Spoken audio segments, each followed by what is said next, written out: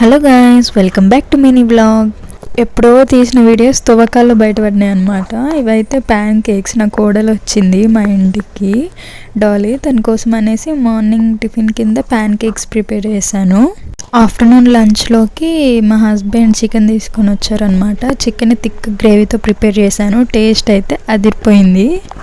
ఈ వీడియో వచ్చేసి కార్తీక మాసం కన్నా ముందు తీసిన వీడియో అనమాట.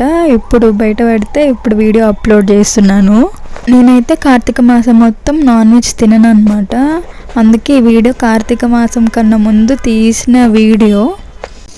లంచ్ చేసాక ఒక 1 అవర్ అలా స్లీప్ వేసాము నేను నా కోడలు. ఆ తర్వాతకి నా కోడలు అత్త నాకు కొంచెం స్నాక్స్కి బిస్కెట్స్ కావాలంటే బయటవి ఎందుకనేసి ఇంట్లోనే ప్రిపేర్ చేశాను.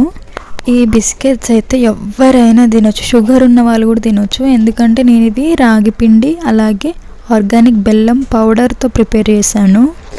అందులో నేను ఎలాంటి ఓవెన్ కూడా యూజ్ చేయలేదు. గ్యాస్ స్టవ్ మీదే చక్కగా లో ఫ్లేమ్లో 30 మినిట్స్ బేక్ చేశాను అనమాట.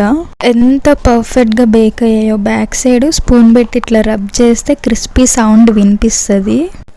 డాలీ రాకముందు కూడా అప్పుడు ఒకసారి నా కోసమని నేను ప్రిపేర్ చేశాను. ఇది సెకండ్ టైం అనమాట. చాలా పర్ఫెక్ట్గా కుక్ అయ్యాయి.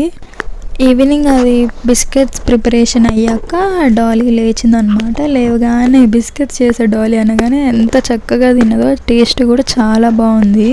ఇక మేమిద్దరం బయట కూర్చొని మంచిగా వెదర్ని ఎంజాయ్ చేస్తూ చాలాసేపు ఆడుకున్నాం బయట వరండాలోనే.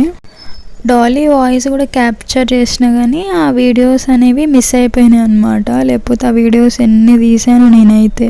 ఆఫ్టర్నూన్ హెవీగా తిన్నా కదా, ఇక డిన్నర్లోకి పెరుగన్నంతో తినేసాను.